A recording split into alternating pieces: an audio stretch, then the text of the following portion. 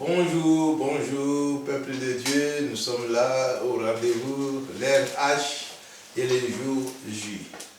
Voici, donc nous sommes là pour continuer notre mission. Nous persévérons dans ce que Dieu nous a mis à cœur. Avant tout, nous allons invoquer son esprit. Lui qui dit là où deux ou trois s'unissent, je suis au milieu d'eux. Donc il est au milieu de nous et nous allons lui rendre toutes nos images. Nos hommages à lui, celle qui nous a aimés avant la fondation du monde. Prions l'Éternel. Éternel Dieu Tout-Puissant, merci pour ta présence, éternel Dieu. Nous te bénissons, nous te glorifions à ce moment précis que tu nous assistes jusqu'à la fin, soit Alpha, soit Oméga, éternel Dieu. Nous voulons que tu puisses nous inspirer et donne-nous du courage, éternel Dieu, à faire ces devoirs que tu nous as donnés. Nous te bénissons encore, Père Saint, pour la persévérance, Père Saint, que tu soutiens ton peuple ici. Et aussi, Père Saint, bénis, Père Seigneur, ceux qui sont des peu ou des loin, suivent nos vidéos.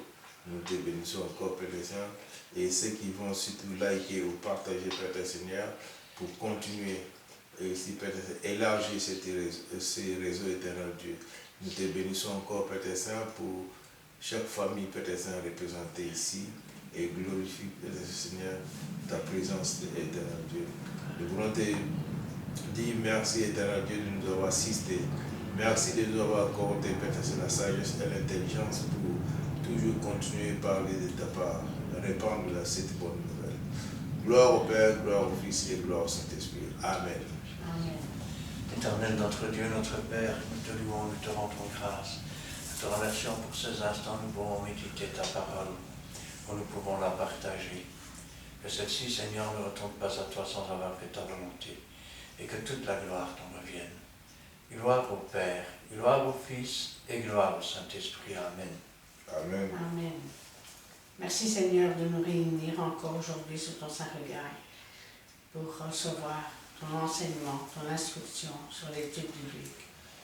Bénis chacun de nous qui sommes là. Bénis tes serviteurs présents. Va aller Seigneur de ton Saint-Esprit et protège-les Seigneur des méchants et des orgueilleux et interviens favorablement et puissamment pour tous ceux qui vont regarder, qui vont écouter ta parole. Travaille leur cœur, Seigneur, afin qu'ils puissent grandir, Seigneur, à travers ta parole qui est vraie, qui est parfaite, qui est noble sur notre sentier. Fortifie-les, Seigneur, afin, Seigneur, qu'ils t'acceptent comme sauveur et maître. Merci, Seigneur, pour tout ce que tu feras, dans le bon nom de Jésus-Christ. Amen. Amen. Voici, nous sommes arrivés au moment où nous allons commencer. Avant de vous donner d'abord ce titre d'aujourd'hui, notre intitulé, je vous donne d'abord les adresses qui sont encore nécessaires et vraiment favorables pour vous. Allez suivre encore d'autres vidéos. Il y en a au moins plus de presque 100 vidéos, presque dépasser déjà 90 vidéos qui sont là sur YouTube à l'adresse de Christian Delso. Donc, Delso s'écrit D-E-L-S-A-U-X. Et sur place, nous sommes à Péniel. Venez, sur la rue Paul Johnson, numéro 55, vous allez nous trouver là-bas et puis voilà, on peut partager, pourquoi pas poser des questions qui vont nous aider encore à faire des sujets pour l'étude biblique et aussi bénéficier, que les autres puissent bénéficier de vos questions en tant que dans le message que Dieu va nous donner. Et voilà, Péniel, c'est rue Paul Johnson 55 à Montigny-sur-Sambre. Le code postal c'est 6061. Donc on vous attend. Et quand aujourd'hui nous allons parler de Jésus-Christ le Sauveur. Et nous laissons la place à notre pasteur Christian. Jésus-Christ le Sauveur. Amen. Amen. Alors, avant de commencer, il faudrait peut-être mettre une chose au point. Dieu lui-même le dit, il est impossible aux hommes de se sauver. Ce qui veut dire que si Jésus est le Sauveur, il ne peut pas être un simple homme. Il doit être plus qu'un homme, il doit être Dieu le Fils. Alors, pour retrouver ses origines, nous pouvons commencer par la Genèse, chapitre 1, versets 3 à 5. Nous lisons la parole de Dieu dans le livre de la Genèse, chapitre 1, versets 3 à 5. Dieu dit que la lumière soit, et la lumière fut. Dieu vit que la lumière était bonne, et Dieu sépara la lumière d'avec les ténèbres. Dieu appela la lumière jour, et il appela les ténèbres nuit. Ainsi, il y eut un soir, et il y eut un matin, ce fut le premier jour. Amen. Amen. Ici, nous voyons que, bien que certains pensent qu'il s'agit d'une création, il s'agit en fait d'une manifestation. Dieu dit que la lumière soit. Il y eut un soir, il y eut un matin. Mais quelle était cette lumière, puisque il faut attendre le verset 14 de la Genèse pour que l'on voit la lune, le soleil, les étoiles créées au 4e jour. Et là, nous ne sommes qu'au 1er jour. C'est Jean qui va nous révéler, je vais dire, la teneur de cette lumière. Et pour cela, nous pouvons prendre l'évangile de Jean. Petit instant, je cherche après. Voilà. L'évangile de Jean, chapitre 1, et les 18 premiers versets. Voici, nous sommes dans l'évangile de Jean, chapitre 1er et les 18 premiers versets. Au commencement était la parole, et la parole était avec Dieu. Et la parole était Dieu. Il était au commencement avec Dieu. Toutes ces choses ont été faites par elle, et rien de ce qui a été fait n'a été fait sans elle. En elle était la vie, et la vie était la lumière des hommes. La lumière, lui, dans les ténèbres, et les ténèbres ne l'ont point reçu. Il y est un homme envoyé de Dieu, son nom était Jean. Il vint pour servir de témoin, pour rendre témoignage à la lumière, afin que tous crussent par lui. Et il n'était pas à la lumière, mais il parut pour rendre témoignage à la lumière. Cette lumière était la véritable lumière qui, en venant dans le monde, éclaire tout homme. Elle était dans le monde et le monde a été fait par elle. Et le monde ne l'a point reçu. Elle est venue chez les siens, et les siens ne l'ont point reçu. Mais à tous ceux qui l'ont reçu, à ceux qui croient en son nom, elle a donné le pouvoir de devenir enfants de Dieu, lesquels sont nés, non du sang, ni de la volonté de la chair, ni la volonté de l'homme, mais de Dieu. Et la parole était faite chair, et elle a habité parmi nous, plein de grâce et de vérité. Et nous l'avons contemplé, sa gloire, une gloire comme la gloire du Fils unique venu du Père.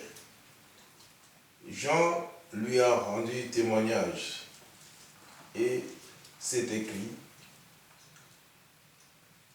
c'est lui dont je dis, c'est lui qui vient après moi, m'a précédé car il était avant moi. Et nous l'avons tous reçu de sa plénitude, et grâce pour grâce.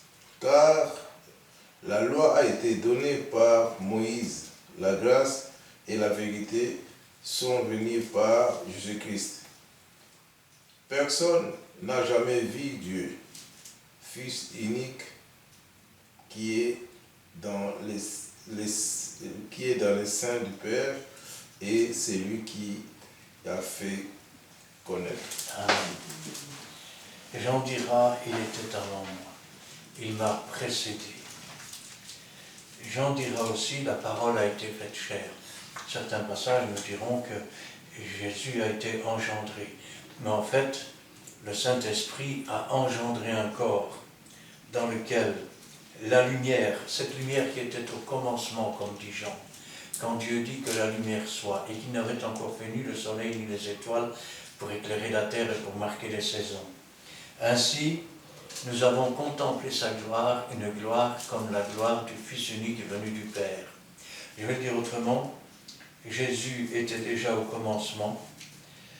Toutes choses ont été faites par lui et avec lui. Nous regardons dans, dans le livre des Proverbes, nous verrons que moi, la sagesse, j'étais à l'œuvre avec lui quand tu traças un cercle autour de la terre, lorsqu'il en limita. La sagesse a bâti sa maison, elle a taillé ses 7 colonnes comme Jean ou cette église. Ainsi, cette lumière, cette véritable lumière, c'est une lumière, je vais dire, qui, une fois qu'on la reçoit, elle donne le pouvoir ou la possibilité de devenir un enfant de Dieu. C'est-à-dire qu'on n'est plus du monde, et ça veut dire aussi que cette lumière qui a été faite chair, qui porte le nom de Jésus et qui a habité parmi nous, elle a donné le pouvoir d'être réconcilié avec Dieu, d'être sauvé. Alors, c'est bien. Jean en donne la signification. La Genèse nous parle de cette lumière. Et maintenant, on va voir les témoins qui confirment cela. Alors, on va commencer par les anges de Dieu eux-mêmes. Nous sommes dans Matthieu, chapitre 1, versets 19 à 21. Nous lisons la parole de Dieu dans le livre de Matthieu, chapitre 1, versets 19 à 21. Joseph, son époux, qui était un homme de bien, et qui ne voulait pas la diffamer, se proposa de rompre secrètement avec elle. Comme il y pensait, voici un ange du Seigneur lui apparut en songe et dit : Joseph, fils de David, ne crains pas de prendre avec toi Marie, ta femme, car l'enfant qu'elle a conçu vient du Saint-Esprit. Elle enfantera un fils et tu lui donneras le nom de Jésus. C'est lui qui sauvera son peuple de ses péchés. Amen. Amen. Alors, je sais que dans le monde, ça fait rire. Joseph est fiancé avec Marie, il n'a jamais eu de relation avec, elle est enceinte. Donc, Joseph est censé, excusez-moi l'expression grossière, mais être le cornard de service. Ou le petit sot qui fait tout et n'importe quoi. Sauf que Joseph, c'est quelqu'un de bien. Oui, il est fiancé avec elle, mais fiancé ne voulait pas dire qu'on sortait ensemble. Ça veut dire simplement que avec les parents c'était arrangé et qu'un jour elle allait se présenter, se marier avec. Et voilà qu'il apprend qu'elle est enceinte. C'est pas un homme stupide, il sait bien qu'il ne l'a pas touchée. S'il ne l'a pas touchée et qu'elle est enceinte, c'est que donc il y a eu autre chose. Ou quelqu'un d'autre.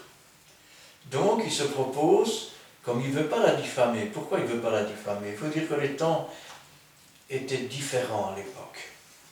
Si maintenant une femme se retrouvait enceinte de quelqu'un d'autre alors qu'elle était fiancée, c'était considéré comme un adultère, elle était lapidée tout simplement à coups de pierre.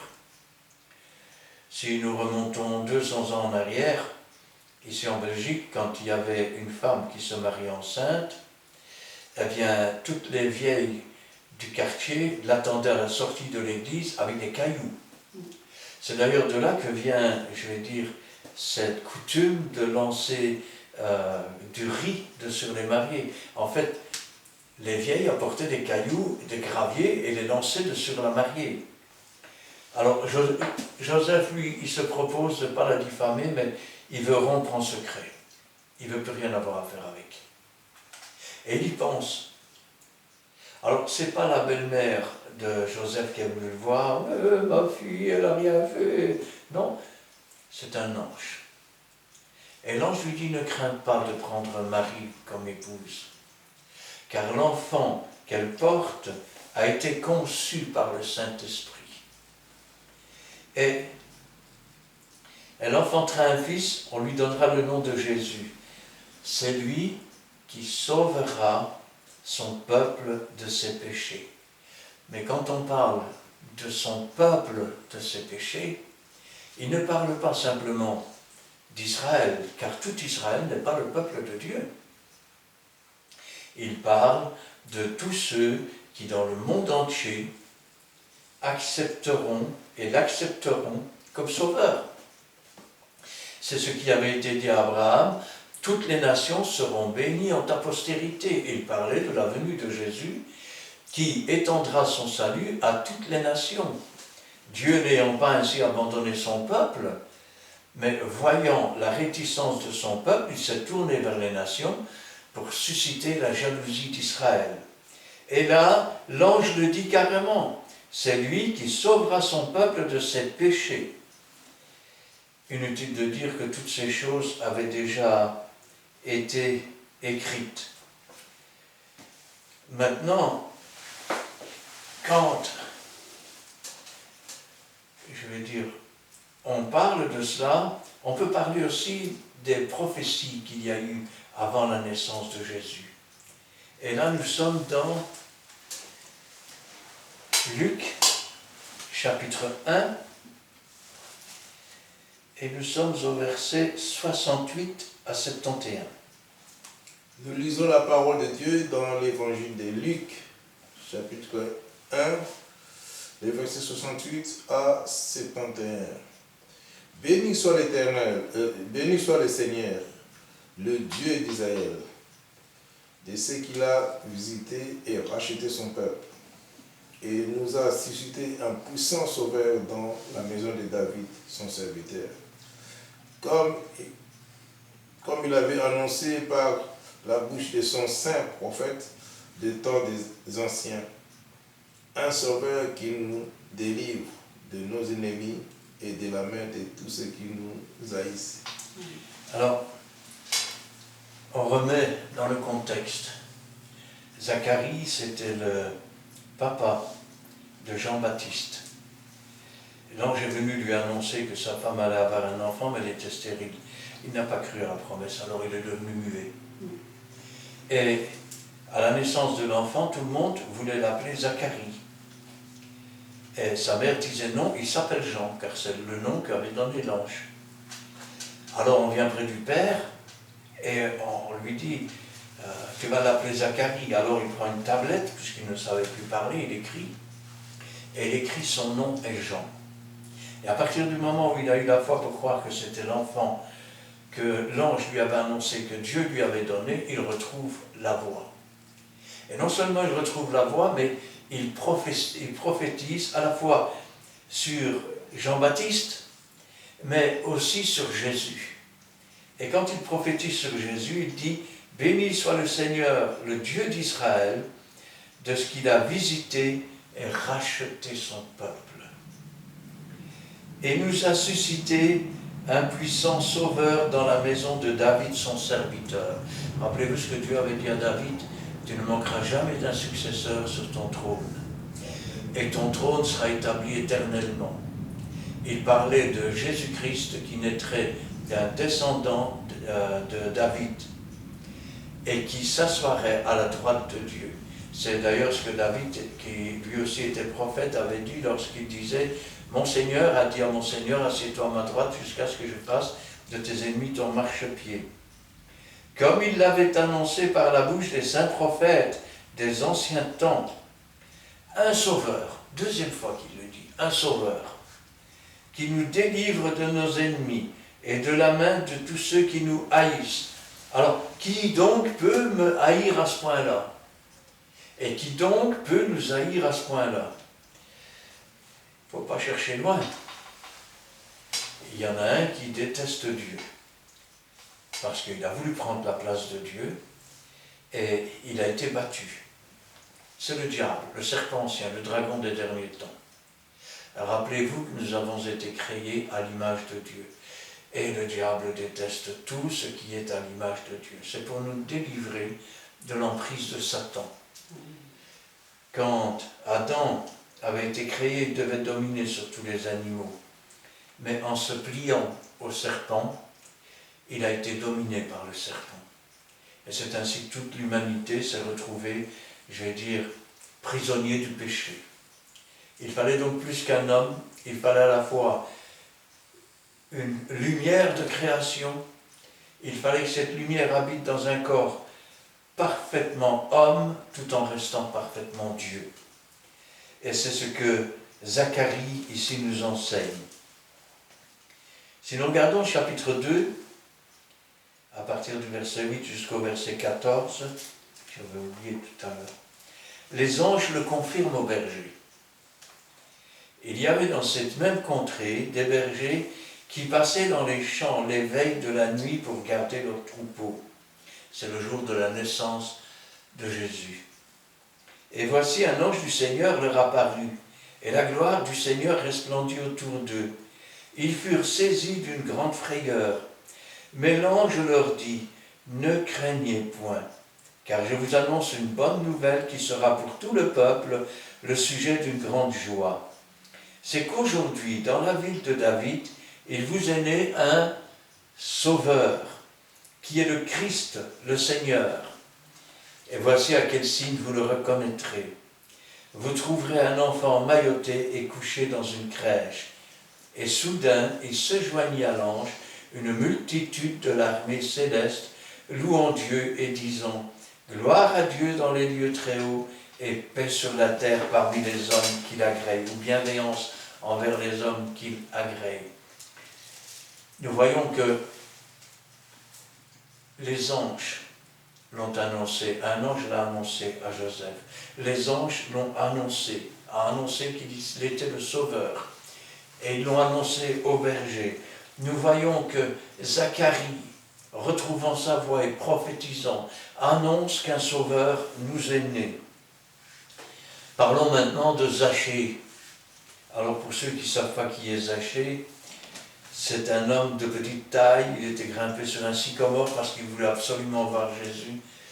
C'était aussi un percepteur d'impôts, donc très mal vu de la foule.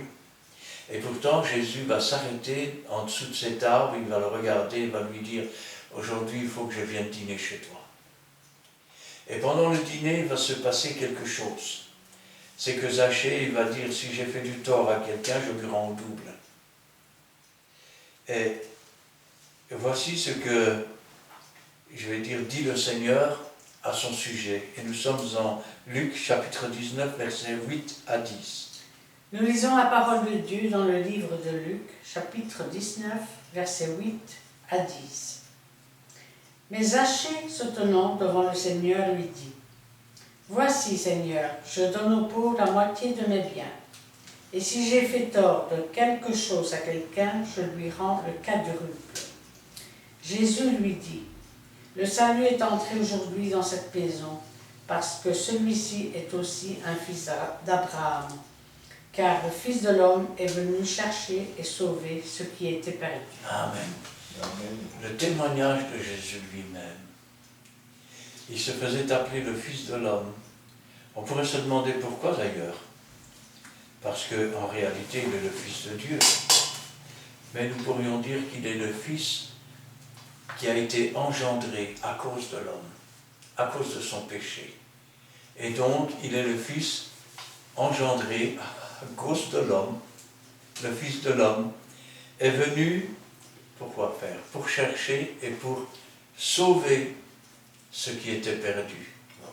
Car rappelez-vous, le salaire du péché, c'est la mort, et tous ont péché. Ce qui veut dire que tous nous sommes perdus. C'est pourquoi, tout à l'heure, je disais que Il est impossible aux hommes de se sauver. Mais la bonne nouvelle, c'est que tout est possible à celui qui croit en Jésus, car c'est lui le Sauveur. Et l'apôtre Jean le confirme. Nous sommes dans Jean chapitre 3, versets 16 à 21. Oui, nous lisons le livre de Jean, l'évangile de Jean, chapitre 3, les versets 16 à 21. Car Dieu a tant aimé le monde qu'il a donné son Fils unique, afin que quiconque croit en lui ne périsse point, mais qu'il ait la vie éternelle. Dieu, en effet, n'a pas envoyé son Fils dans le monde pour qu'il juge le monde, mais pour que le monde soit sauvé par lui. Celui qui croit en lui n'est point jugé, mais celui qui ne croit pas est déjà jugé, parce qu'il n'a pas cru au nom du Fils unique de Dieu. Et ce jugement, c'est que la lumière étant venue dans le monde, les hommes ont préféré le ténèbre à la lumière, parce que leurs œuvres étaient mauvaises. Car quiconque fait le mal est la lumière, et ne vient point à la lumière, de peur que ses œuvres ne soient dévoilées. Mais celui qui agit selon la vérité vient à la lumière, afin que ses œuvres soient manifestes, parce qu'elles sont faites en Dieu. Car Dieu a tant aimé le monde. Vous savez, dans la Bible, il est inscrit « Dieu est amour ». Ça veut dire que Dieu aime. Nous pourrions dire que quand on préfère le péché à Dieu, finalement, on entre dans un système qui nous porte à haïr Dieu, à ne pas aimer ni la vérité ni la lumière. Quand Dieu nous a tant aimés, il ne s'est pas contenté de dire « je suis amour et je vous aime », mais il a donné. Ou nous pourrions dire « il a envoyé ». Il a envoyé son Fils unique. Est-ce que Dieu n'a qu'un Fils? Non. Rappelez-vous dans le livre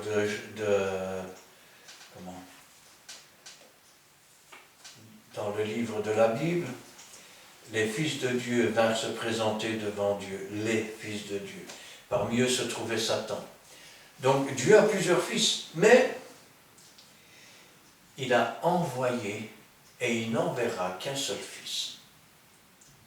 Ça veut dire que si nous passons à côté de ce salut, Jésus ne reviendra pas. Il n'enverra personne d'autre.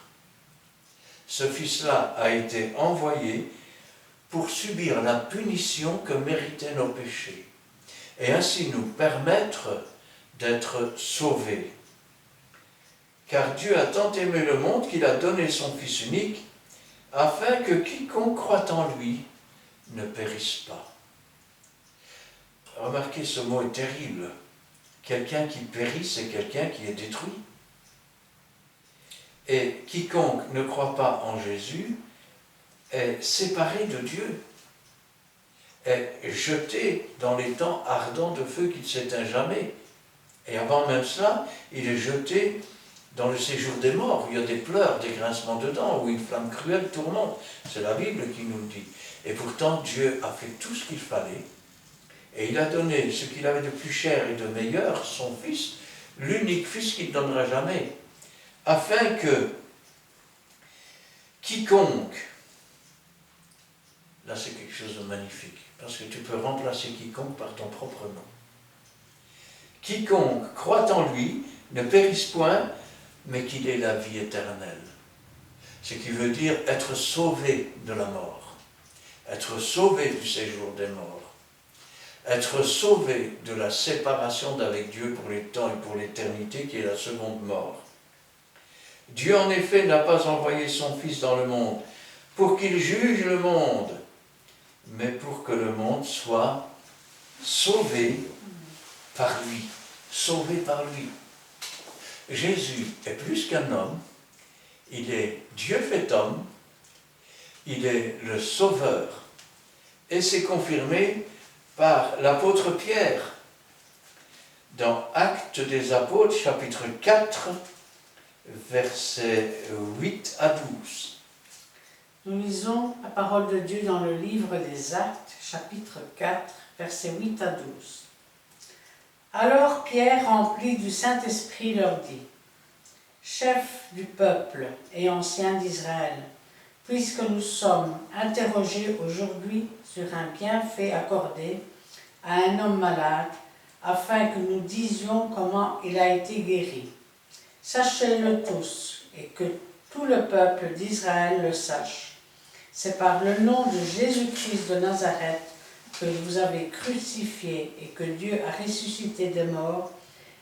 C'est par lui que cet homme se présente en pleine santé devant vous.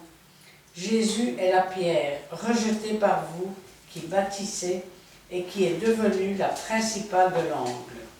Il n'y a de salut en aucun autre, car il n'y a sous le ciel aucun autre nom qui ait été donné parmi les hommes par lequel nous devions être sauvés. Amen. Pierre et Jean sont arrêtés, sont traduits devant le Sanhédrin. Et pourquoi sont-ils arrêtés? Pourquoi sont-ils traduits devant le Sanhédrin? Parce qu'ils viennent de faire un miracle. Alors qu'ils se rendaient au temple, il y avait près de la porte de la belle un homme qui mendiait. Et les voyant s'approcher, ils se disaient, peut-être que j'aurai une bourse ou quoi. Et Pierre le regarde et dit, regarde-moi, je n'ai ni or ni argent, mais ce que j'ai, je te le donne. Au nom de Jésus, lève-toi et marche. Et maintenant, on leur demande des comptes pour cela. Et pendant l'explication, il leur explique que ce Jésus qu'ils ont fait crucifier, eh bien, c'est par le nom de Jésus que cet homme se tient là debout devant eux. Parce qu'il n'y a aucun autre nom qui a été donné sous le ciel par lequel nous puissions être sauvés. Il est le Sauveur. Et pas seulement, je vais dire, le Sauveur, mais Pierre, rappelez-vous ce même Pierre qui, avant d'être rempli du Saint-Esprit et baptisé du Saint-Esprit, je vais dire, avait renié Jésus par crainte de ce qui pouvait lui arriver. Pierre va tenir tête, et cette fois-ci il va tenir tête devant le Sanhédrin, et parce qu'après qu'il a donné ses explications, ils leur ont interdit de parler encore du nom de Jésus. Mais Pierre va continuer.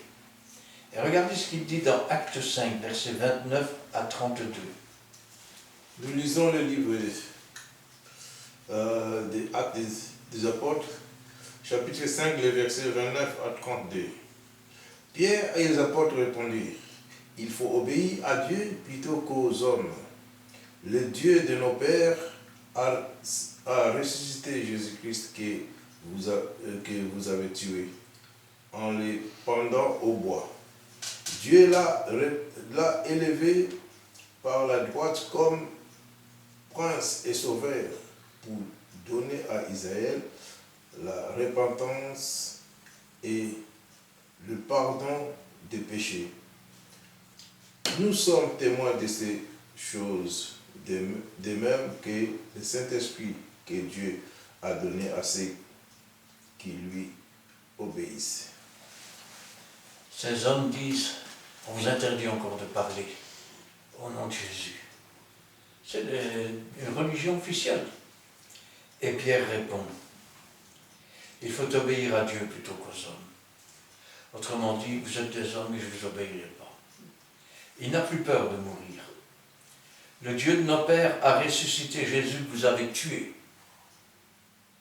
ils ont demandé à Pilate de crucifier Jésus, et il leur dit que le Dieu de leur père, le Dieu d'Abraham, d'Isaac, de Jacob, de Joseph, a ressuscité Jésus, l'a rendu à la vie. Eux l'avaient tué en le pendant au bois. Dieu l'a élevé par sa droite comme prince et sauveur. Il l'a élevé à sa droite, ça veut dire qu'il l'a assis à sa droite. C'est ce que, rappelez-vous, David disait, mon Seigneur a dit à mon Seigneur, assieds-toi à ma droite, jusqu'à ce que je fasse de tes ennemis ton marchepied. Il l'a élevé par sa droite, comme prince et sauveur, pour donner à Israël deux choses, la repentance. Rappelez-vous ce que prêchait Jean-Baptiste, repentez-vous et changez de vie. La repentance est le pardon des péchés. Une fois que le pardon est accordé par Dieu, alors on peut changer de vie. Nous sommes témoins de ces choses, de même que le Saint-Esprit que Dieu a donné à ceux qui lui obéissent. Alors, Paul et Jean l'affirment. Nous sommes dans Acte 13, versets 23 à 25. Nous lisons la parole de Dieu dans le livre des Actes, chapitre 13, versets 23 à 25. C'est de la postérité de David que Dieu, selon sa promesse, a suscité à Israël un sauveur qui est Jésus. Avant sa venue, Jean avait prêché le baptême de repentance à tout le peuple d'Israël. Et lorsque Jean achevait sa course, il disait « Je ne suis pas celui que vous pensez, mais voici, après moi vient celui des pieds duquel je ne suis pas digne de délier les souliers. » On lui avait demandé, es-tu le sauveur? Je ne suis pas le sauveur. Es-tu le prophète? Il faut savoir que le prophète, c'est Jésus. Quand Dieu a dit à Moïse, je susciterai un prophète comme toi. Il dit non, je ne suis pas le prophète. Et il dira, je ne suis pas digne de délier la courroie de ses chaussures. Et moi, je vous baptise avec de l'eau, mais lui, il vous baptisera du Saint-Esprit. Et rappelez-vous, quand Jean a vu Jésus, il l'a regardé, et à côté de lui se trouvaient des futurs disciples, et il dit, voici l'agneau de Dieu qui ôte le péché du monde. Ainsi donc, c'est de la postérité de David, selon la promesse qu'il a suscité à Israël, un sauveur, le sauveur du monde. Timothée l'affirme aussi. Nous sommes dans 1 Timothée, chapitre 2. Oui, chapitre 1, pardon. Versets 15 à 17. Nous lisons la parole de Dieu dans le livre de 1 Timothée, chapitre 1, les versets 15 à 17. C'est une parole certaine et entièrement digne d'être reçue, que Jésus-Christ est venu dans le monde pour sauver les pécheurs, dont je suis le premier. Mais j'ai obtenu miséricorde afin que Jésus-Christ fit voir en moi le premier toute sa longanité pour que je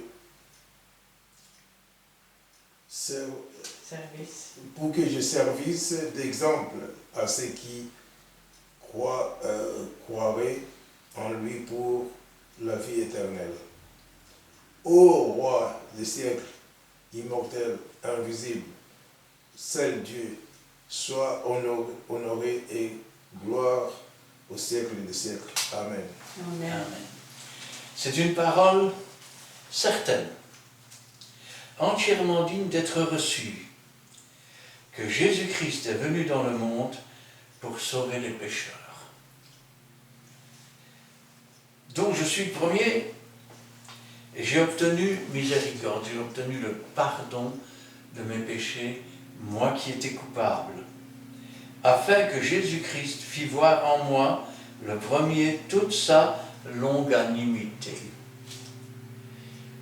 C'est le contraire de l'inimitié, la longanimité. Ça veut dire la patience de Dieu et la bonté de Dieu. Pour que je servisse d'exemple à ceux qui croiraient en lui pour la vie éternelle. Il s'agit d'être sauvé et de vivre éternellement.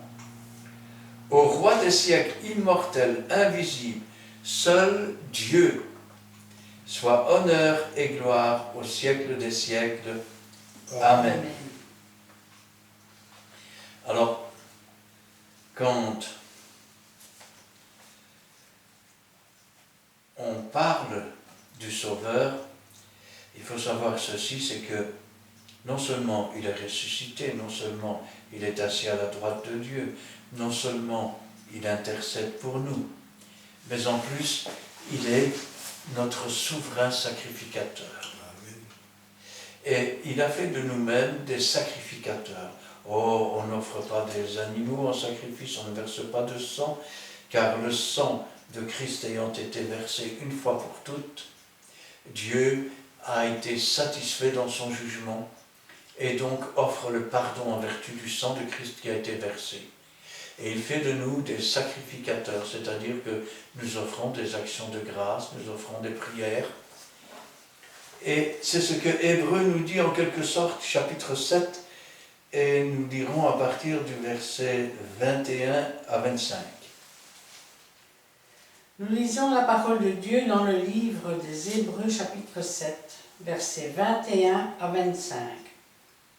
Car tandis que les Lévites sont devenus sacrificateurs sans serment, Jésus l'est devenu avec serment par celui qui lui a dit « Le Seigneur a juré et il ne se repentira pas. Tu es sacrificateur pour toujours selon l'ordre de Melchisédek. » Jésus est par cela même le garant d'une alliance plus excellente. De plus, il y eut des sacrificateurs en grand nombre parce que la mort les empêchait d'être permanents. Mais lui, parce qu'il demeure éternellement, possède un sacerdoce qui n'est pas transmissible. C'est aussi pour cela qu'il peut sauver parfaitement ceux qui s'approchent de Dieu par lui, étant toujours vivant pour intercéder en leur faveur. Qu'est-ce qu'il nous dit? Il nous dit qu'autrefois il y avait des sacrificateurs, mais ils n'étaient pas immortels. Et quand ils vieillissaient, ils mouraient comme tout le monde. Cependant, Jésus, lui, n'est pas un sacrificateur ordinaire, car Dieu l'a dit. Il l'a juré, tu es sacrificateur pour toujours, selon l'ordre de Melchisédek. Alors, qui est Melchisédek? Un simple... Je ne vais pas revenir dessus qui est Melchisédek, parce que ça, il y a une étude qui le dit aussi. Mais réfléchissons simplement, si nous sommes sacrificateurs avec Jésus-Christ, et que Jésus-Christ est sacrificateur pour toujours, selon l'ordre de Melchisédek, quand nous offrons des sacrifices, nous les offrons aussi selon l'ordre de Melchisédek. Or, il s'est offert par un esprit éternel, rappelons-le toujours. Le Seigneur l'a juré, il ne se repentira pas. Tu es sacrificateur pour toujours selon l'ordre de Melchisédek. Jésus est par cela même garant d'une alliance plus excellente. Autrefois, les péchés étaient couverts, maintenant ils sont effacés. Ils sont jetés dans la mer de l'oubli, nous dira-t-il. On pourrait dire autrement. La mort ayant été satisfaite, nos péchés ayant été déposés dans le séjour des morts, la mort n'a plus rien à réclamer, tout simplement. De plus, il y a eu des sacrificateurs en grand nombre parce que la mort les empêchait d'être permanents. Mais lui, parce qu'il demeure éternellement, il est plus qu'un homme, il est Dieu le Fils. Il a pris notre mort, mais il a pris notre péché, il s'est chargé de nos maladies, mais il a vaincu la mort, il a vaincu le péché, Amen. Il a vaincu la maladie. Amen. Parce qu'il demeure éternellement, possède un sacerdoce qui n'est pas transmissible. Vous savez, parfois j'entends dire des gens, après le dernier apôtre, il n'y a plus d'apôtre. je suis désolé, mais il y avait déjà 12 apôtres à la Pentecôte, puisque Judas avait été remplacé. Rappelez-vous qu'après ça, pour ne citer que celui-là, nous avons l'apôtre Paul. Et vous remarquez que je dis bien l'apôtre Paul, l'apôtre des non-juifs, des gentils, selon la parole juive. Ça veut dire que ça fait un 13e. Et il y en a encore eu d'autres, et encore des apôtres, même s'il y a beaucoup de faux apôtres aujourd'hui. Ce que je veux dire par là, c'est que les ministères sont transmissibles puisque c'est Jésus qui les donne. Prenons l'exemple d'Élie. Élie est monté au ciel et il a laissé tomber son manteau pour son serviteur. Et son serviteur a relevé le ministère d'Élie. Qu'êtes-vous allé voir dans le désert? Un roseau agité par le vent? Non, vous dis-je, un homme est plus qu'un homme, car c'était Élie. Ça veut dire que Jean-Baptiste était né avec l'esprit et la puissance d'Élie, même s'il ne s'appelait pas Élie. De même, Jésus, lui, n'est pas mort. Vu qu'il n'est pas mort, son ministère n'est pas transmissible, si je peux parler comme ça. Tu ne peux pas remplacer Jésus. Il est unique, il est éternel, il est le seul sauveur. Et il est dit ici, mais lui, parce qu'il demeure éternellement, possède un sacerdoce qui n'est pas transmissible. C'est ici pour cela qu'il peut sauver parfaitement ceux qui s'approchent. Il est le seul et l'unique sauveur. Il n'y a pas d'autre nom qui a été donné sous le ciel par lequel nous puissions être sauvés. Je vais vous dire une chose, tous ceux qui prient Marie, tous ceux qui prient Pierre, Paul, Jacques, ce sont des hommes, des femmes dans les ténèbres. Ils ne connaissent pas Dieu et Dieu ne les connaisse pas. Pour la bonne et simple raison, c'est que tous sont morts et ils attendent la résurrection. On n'invoque pas les morts en faveur des vivants. Vous me direz, mais alors pourquoi invoquer Jésus? Parce qu'il est mort, mais il est ressuscité, il est vivant. Amen. Je vais même aller plus loin. Mohamed a un tombeau, Bouddha a un tombeau, Krishna a un tombeau. Ne regardez pas et ne cherchez pas parmi les morts celui qui est vivant. Le tombeau de Jésus est vide. Jésus est assis à la droite de Dieu. Amen. Il est vivant et il est tout-puissant. Ainsi, c'est aussi pour cela qu'il peut sauver parfaitement ceux qui s'approchent. Approchez-vous. Ceux qui s'approchent de Dieu par lui. Nul ne peut venir à Jésus si Dieu ne l'a attiré. Et Jésus ne mettra pas dehors celui qui vient à lui. Mais nul ne peut approcher Dieu, car Jésus est le seul intermédiaire entre Dieu et les hommes. Amen. Les curés ne sont pas des intermédiaires, le pape n'est pas un intermédiaire, les pasteurs ne sont pas des intermédiaires, le seul intermédiaire entre Dieu et l'homme, c'est Jésus-Christ de Nazareth. Amen. Ainsi donc, c'est aussi pour cela qu'il peut sauver parfaitement ceux qui s'approchent de Dieu, par lui étant toujours vivant, pour intercéder. Car nous avons un avocat auprès du Père, cet avocat c'est Jésus.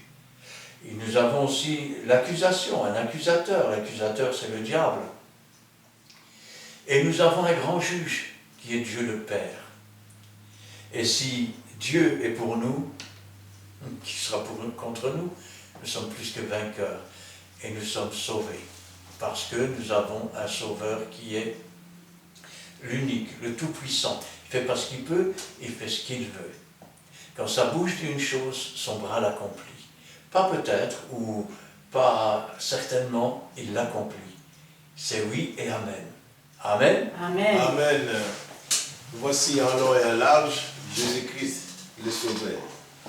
Il est notre Sauveur. C'est lui seul qui peut te sauver. Et lui qui dit, tout ce que vous demandez à mon nom, à mon Père, je le ferai.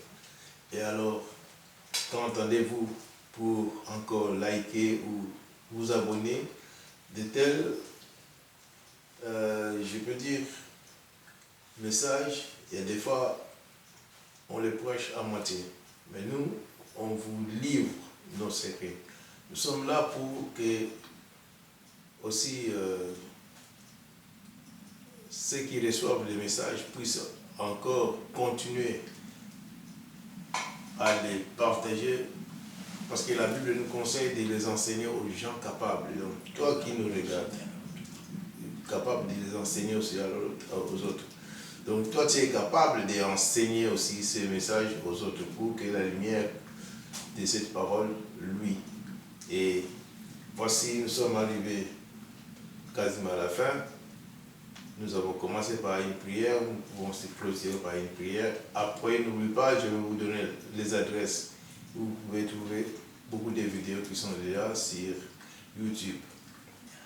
Prions l'Éternel. Nous te bénissons, merci pour cette force que tu nous donnes, la sagesse, Père Seigneur. C'est que David aussi, Père Seigneur, a fait que Père Seigneur, nous voulons Père Seigneur. Salomon a demandé la sagesse et l'intelligence pour conduire son peuple. Nous aussi, Père Seigneur, nous sommes là pour demander l'intelligence et la sagesse pour continuer, Père Seigneur, ton évangile. Nous voulons évangéliser, nous voulons faire des études bibliques à travers les questions de nos frères et sœurs. Oh Dieu Tout-Puissant, nous voulons, Père Seigneur, que tu puisses bénir aussi, Père Seigneur, toute personne qui va rejoindre cette mission, parce que c'est une mission que tu nous as donnée, c'est un devoir que tu as mis, Éternel Dieu, qui suscitera sur Père Seigneur beaucoup de besoins, Éternel Dieu, spirituels aux d'autres Père Seigneur qui nous suivent, et aussi aux d'autres qui sont capables, Éternel Dieu, de répandre cette parole. Nous te bénissons, Père Seigneur. Nous te sanctifions, Dieu Tout-Puissant. Merci pour ta présence.